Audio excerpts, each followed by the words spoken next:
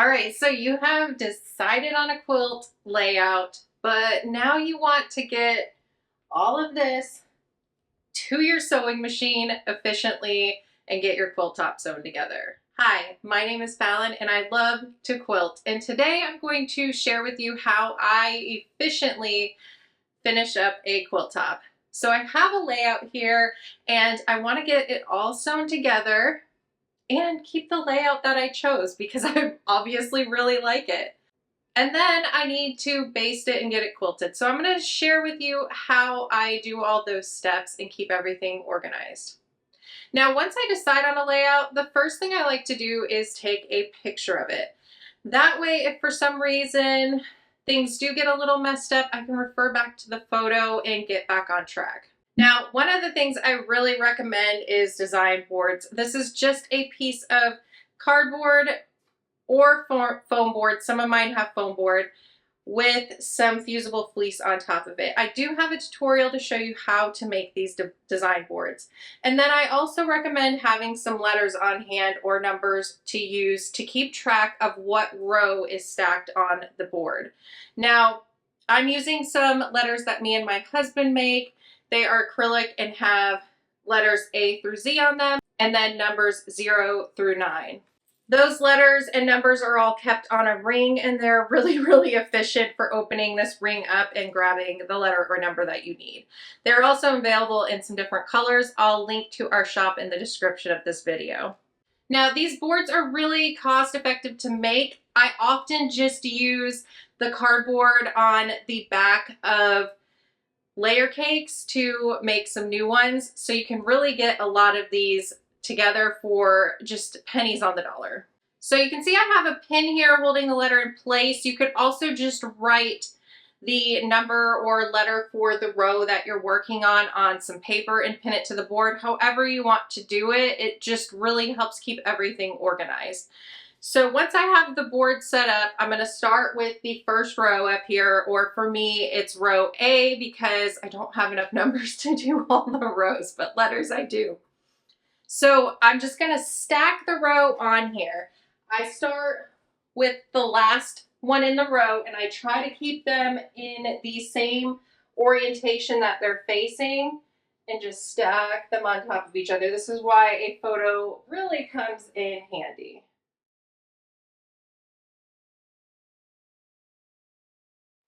And you can see here, I put a pin in to mark the first block in the row. And that is so I make sure I can keep that organized as well. I know the pin in that block is the first block in the row. Now, the nice thing about doing these design boards too is that if you don't have a design wall to lay out your quilt on, if you're using the floor or a bed or a table and you might need to use that floor space or bed or table at some point, you can stack all your rows together on these design boards, stack them up, put them somewhere a little more organized so that when you do have time to sew a row together, the quilt layout isn't in the way of your daily life. So I'm going to get these rows stacked up and then we will start sewing them together.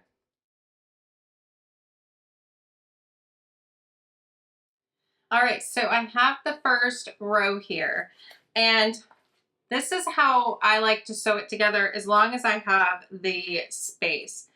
I like to take the stack and I take the first block on the stack and I keep it to my left side, and then I move the rest of the stack to my right side. Right here with these small blocks, I have the space to easily do that. If it's larger blocks, I may have to put them farther over, but here I can keep them pretty close. I like to do that so that I'm less likely to shift the position of the block. So I pick the second block up in the row and I lay it kind of next to it so that I can see if this is the right orientation, right? Because with this design, you can kind of see the design coming together. I know that it's in the right position, so I'm going to lay it right sides together, line it up, and sew a 1/4 inch seam.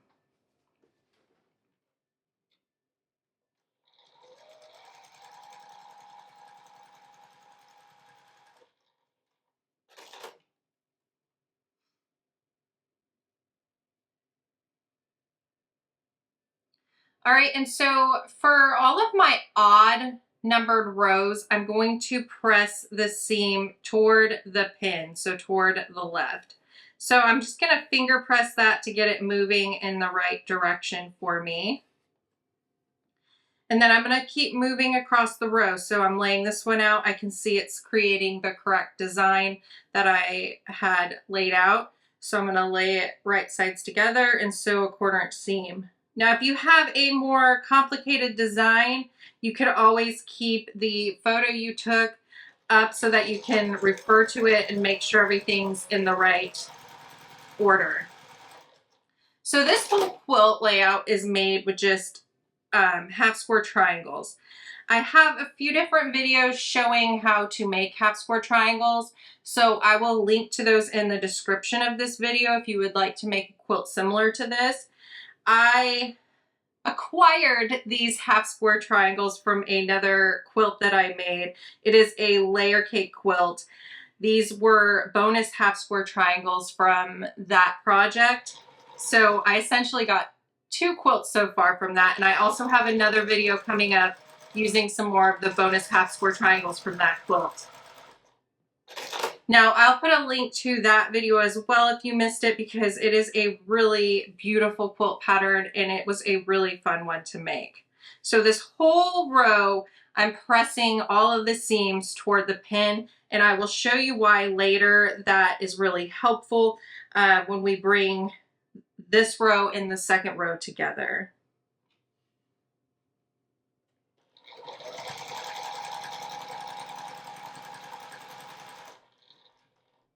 There's something I just find so relaxing about just being able to sew the rows together on a quilt. Like, you've spent all this time getting your blocks ready and cutting the fabric, lining everything up nicely, trimming half square triangles if there's half square triangles in it, all this prep work, and now you get to sew everything together and see the quilt come together.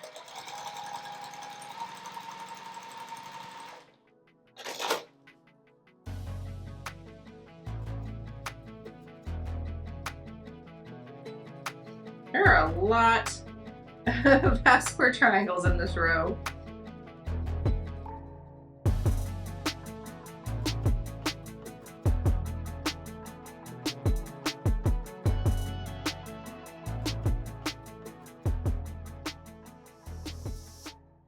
All right, so I have 1 row complete, and what I like to do is kind of fold it up nicely,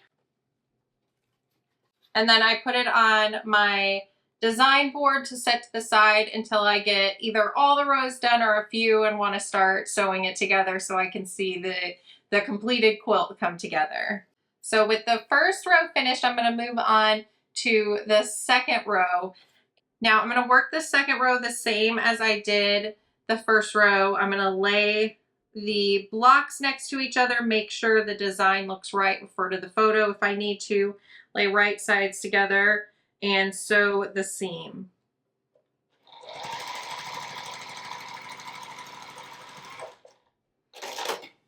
Now the second row is an even row. All even rows, I'm going to press the seam toward the right. And I'll sew these 2 rows together when I finish this row so that I can show you why that is really, really helpful when bringing the quilt top together.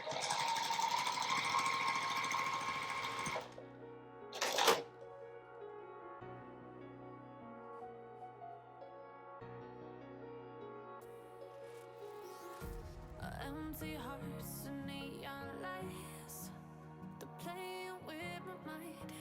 Gotta get out of here tonight. Oh, I wanna run off and fly. All right, so now I have the second row sewn together. Now, because I put those pins on the first block, I know where the start of the row is very, very easily. So what I'm going to do is lay these together, and I'll look and make sure the pattern looks fine, everything seems in order. And then I'm going to take the first row and lay it right side together on the second row. Now, normally I would do this over on my cutting table or something where I have more room, of course. And because we pressed those seams in opposite directions, I can line this up really nicely. The seams just kind of come together. They're folded in opposite directions, so you don't have a lot of bulk there. And what I can do is just put a pin there. And when I sew this seam together, it's going to be nice and flat through there, easy to press, easy to quilt later because it's not really thick with fabric there. And I'll also get really nice points there because these seams just come together. You can feel when they meet up, and then if you put a pin in here and keep them nice and in order when you're sewing along these two rows, you'll get a nice finished quilt if you take the time to line these up.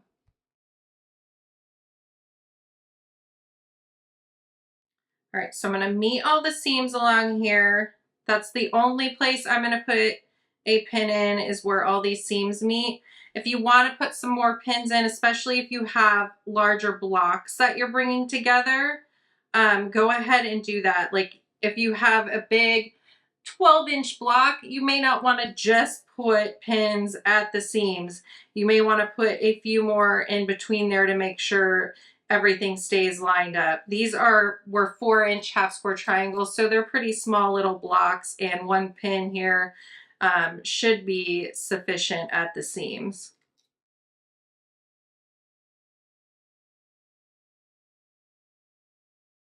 All right, so I'm going to make sure the beginning here is lined up because I didn't put a pin there. And once I got it lined up, I'm just going to sew a 1/4-inch seam across here. Now, if I don't plan to finish this quilt right away, if I know it's going to sit folded in my cabinet for a bit before I get to quilting it, I will back stitch here on the row just to secure that row, because the threads can come out at some point. If it's not secured and quilted, that can happen. So I just go ahead and back stitch just to help secure the row together and make sure that I don't have to fix that later when I do get to quilting it. Now notice I pulled that pin out when I approached it while sewing. I didn't sew over it. You don't want to break your needle or you know, damage your sewing machine in any way by sewing over those. So I take them out right before I get to it.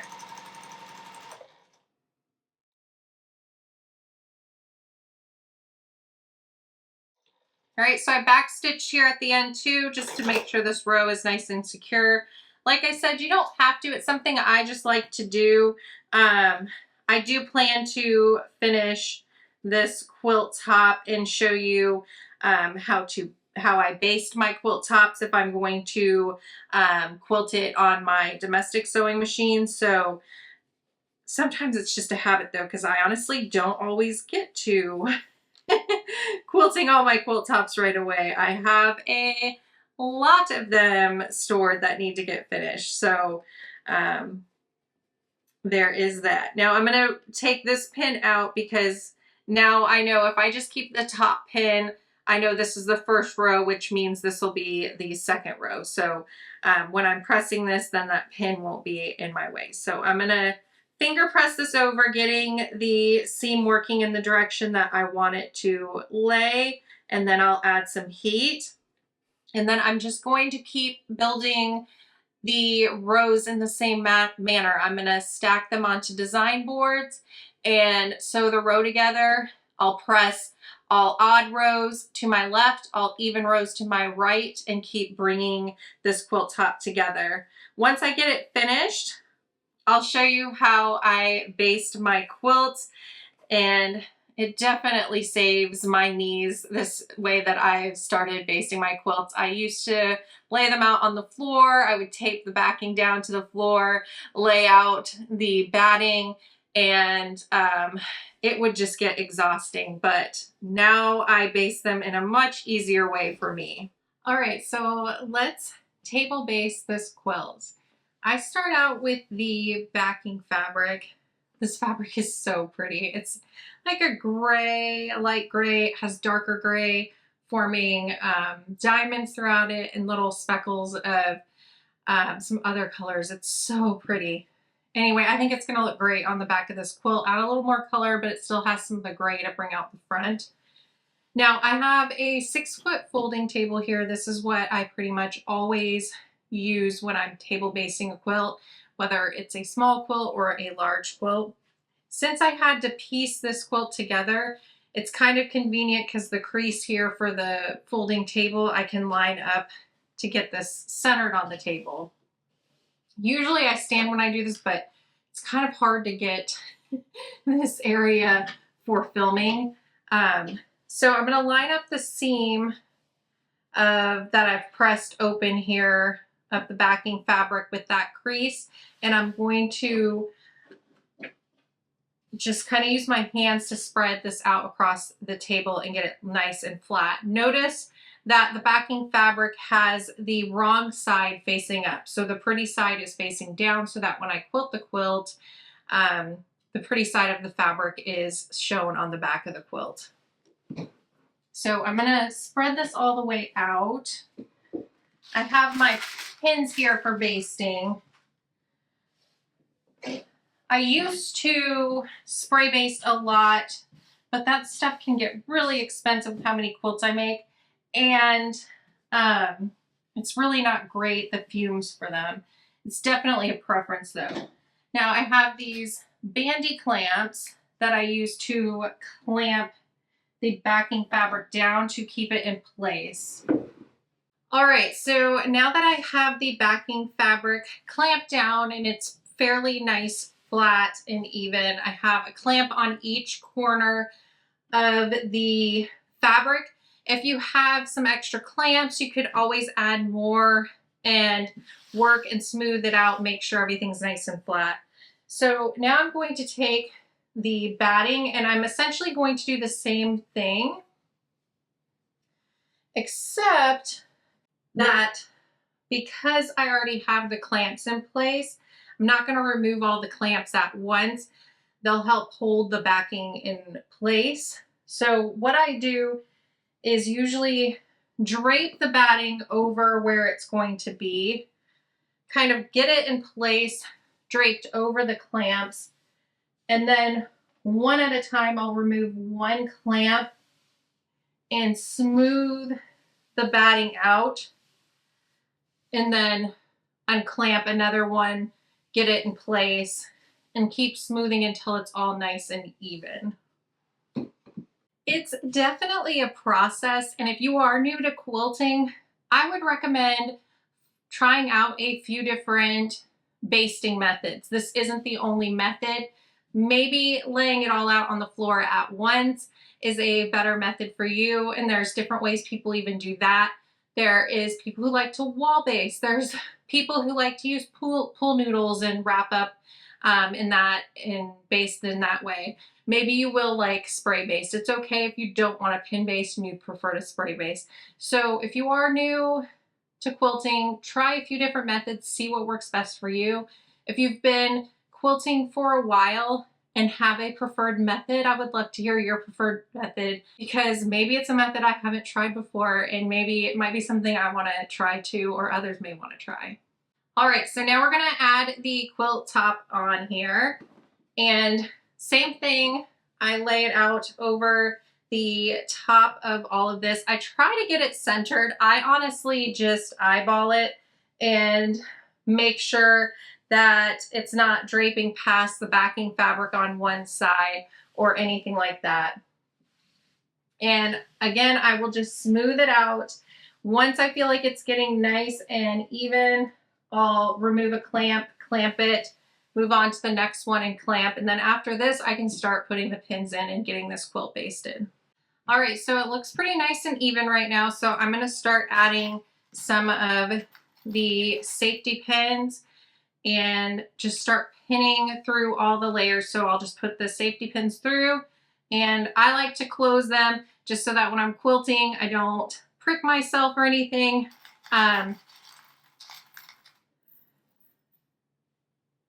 And I close them each time. Some people will leave them all open and close them all at once. There's a lot of different ways you can do it. So I start pinning at the center and then I will smooth out and put another pin. So I smooth out from where I place my pin each time, because you may feel like you have this spread nice and even, but I guarantee you there are going to be some ripples.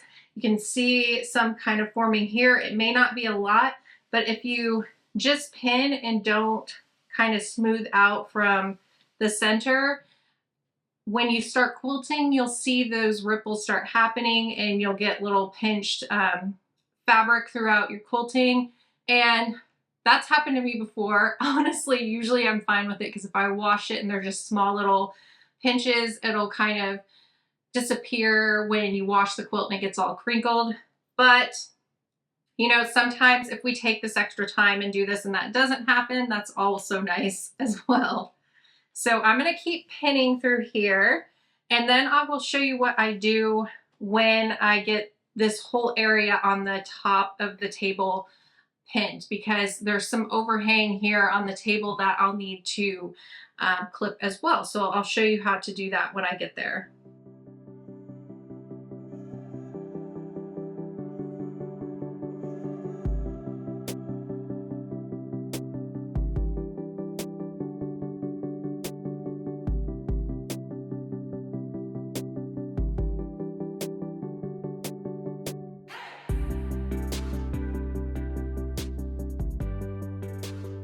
All right, so I'm comfortable with how many pins I put in the top of the quilt. I'm sure some people will ask how closely I pin together. I don't have a set distance. I just kind of pin how I feel comfortable that day. I usually am pretty close when I start, and then it slowly gets farther apart because I get tired of pinning. So I think you should just put the amount in that you feel comfortable, and that gets the result that you are happy with when you quilt your quilt. And the more quilts you make, the more I think you will know how far to pin your quilts apart and what works for you and the result you want.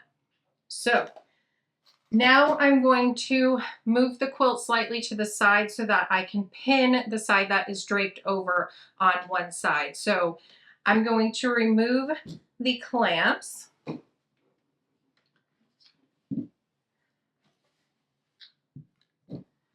And what I'll do is slowly pull the quilt, and I'll have to do it on both sides. I'm going to show you just one side because it's honestly the same each time.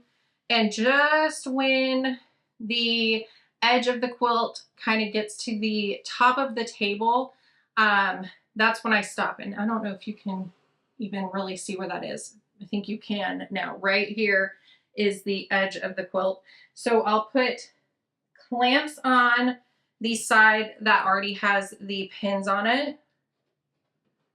I can't, with my left hand is useless. Sorry, I was trying. So I have the clamps on one side, and then I'm going to come to the other side, and hopefully you can see it a little. Maybe I need to turn a tad. So I'm here on this corner, and I'll just kind of pull and smooth and put the clamp in, and then I'll do the same thing on the other side. And then I'll just go through and I'll finish pinning everywhere on that side that needs to get pinned. And there's really only 2 rows that need to get pinned there. And then I'll do the same thing to the other side. I'll pull the quilt over and finish pinning the other side. All right, so my quilt is all basted, and I started doing some quilting on here already. My favorite way to quilt a quilt on my domestic machine is by just straight line quilting. Now you can do that a few ways. You could line up your foot next to a seam and sew along one side of it and get your straight lines that way. You could mark up your quilt using some erasable marking tools, something like chalk or heat erasing pen or air erasing pen. If you use any of those, I highly recommend testing your fabric first and making sure it erases to your liking. I've been burned before, so testing it is so important. Now, if you don't want to use a marking tool, You could also use something like painter's tape. There's a lot of great tutorials out there by putting the tape on your quilt and quilting next to it to get your straight lines. There are so many methods.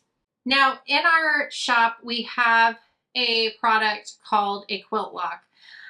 There are lines on it, and this one in particular has the lines a half an inch apart. So how you would use it is I usually find a seam on my quilt that I can line up a line on at the distance that I would like my quilting to be. And then I will line the foot on my machine up next to it and quilt in a straight line. This is just helps me skip the marking step that I used to do. Now we have these available in a 1/4 inch, a 1/2 inch, or an inch. Now what I'm going to do here is line up the 1/2 inch line on my seam and quilt next to it along both sides of the seam.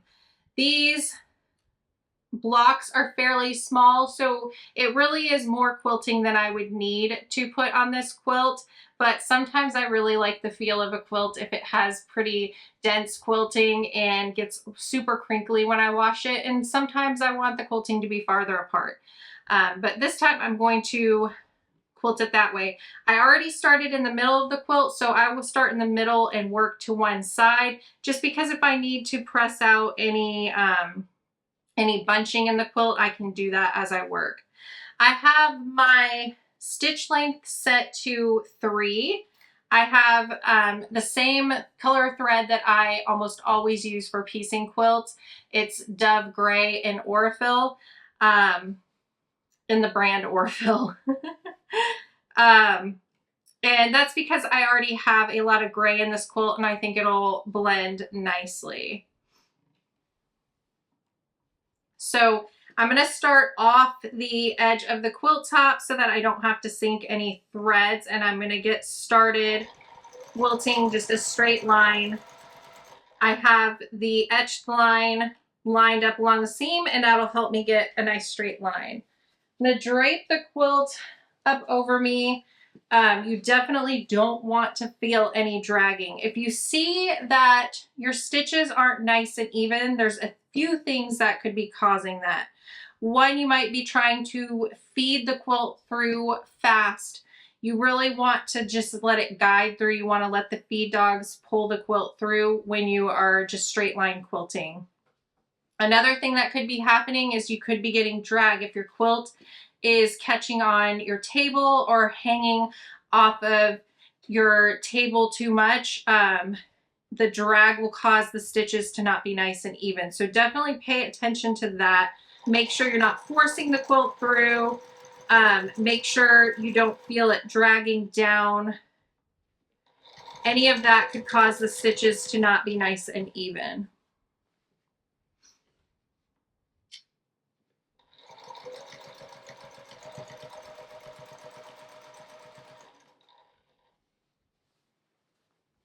Now I use these Gorilla Grip gloves. I got them from Lowe's. They really help me control the fabric a little nicer and hold on to it. The handle on here helps me guide through nicely, and there are grips on the bottom of this as well so it doesn't slide around, so I can stay nice and lined up with the seam.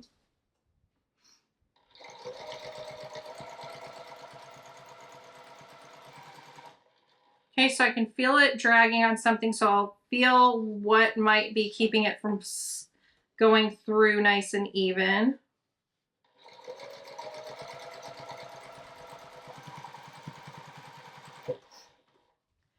It really can be a lot to pay attention to. When I get to the safety pins, I will pull those out and set them in my pile of safety pins.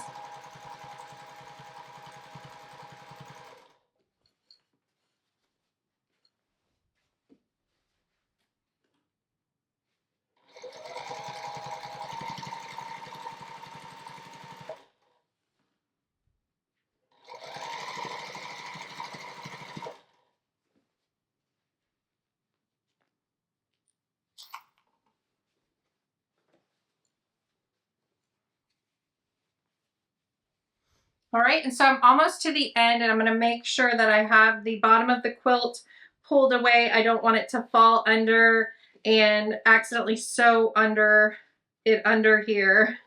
I've done that before. And I'm just going to stitch right off the edge.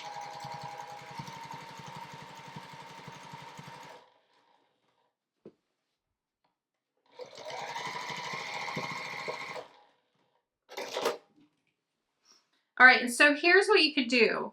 If you don't have another seam that you can line up next to, maybe the block is a really big block, maybe it's a 12-inch block, and you want to put stitches, I mean, you could even go all the way to the edge of this. You could go and line it up.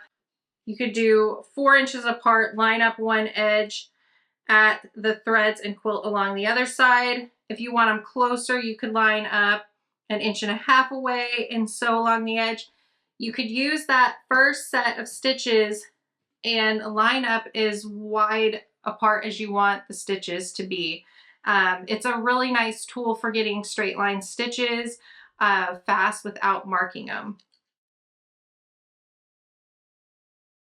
All right, so I turned the quilt and I'm going to stitch along the other side of that seam because that's how I want my quilting to look on this. I want stitches 1/2 inch away from the seam on each side. It's actually maybe about 3/4 inch because I still have the distance of the foot to the needle, but that's the mark that I'm going for on this tool.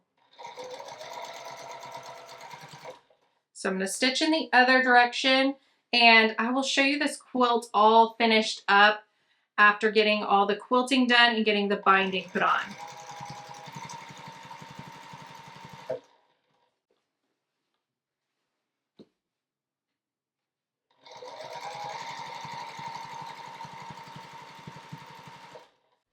Now in this video, I won't be sharing a tutorial on how I bind this quilt. There are so many different methods out there for binding a quilt. I usually always cut 2.5 inch binding strips, sew them end to end, fold it in half, sew it to the back of the quilt, and machine stitch it to the front. Sometimes I will machine stitch it to the front, fold it to the back, and hand stitch it down. There are so many different methods out there though, and I will link in the description of this video to a few of my videos showing different bindings. I have a really fun video that shows 5 different creative ways to bind a quilt. I'll share a few different ideas in that video with you. And there are some other creators out in the YouTube universe that have some great tutorials for binding as well. Since there are so many different methods, I'll put a few of them in the description of this video.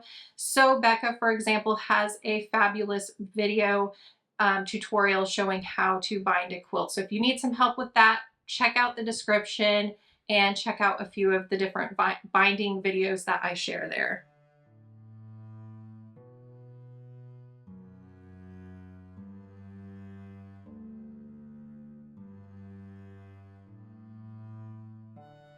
I think the fun thing about quilting, and really a lot of different crafts out there, is that there is not one way to make a quilt or to do a painting or to knit a scarf. There are so many different techniques out there in the craft world, and especially in quilting. So if one binding method doesn't work for you, that's okay. You might find one that you really love. So try out a few different tutorials and find one that really works for you.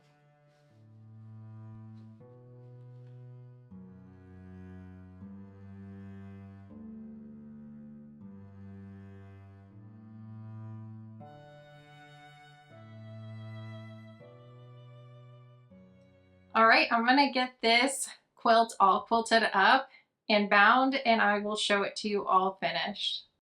This is such a beautiful quilt. I really love all of the redwork designs throughout this quilt. I really love how these half square triangles can be used to make so many different design layouts. I will link to some other half square triangle videos that I have in the description of this video as well. Thanks so much for watching, and I'll see you next time. Bye.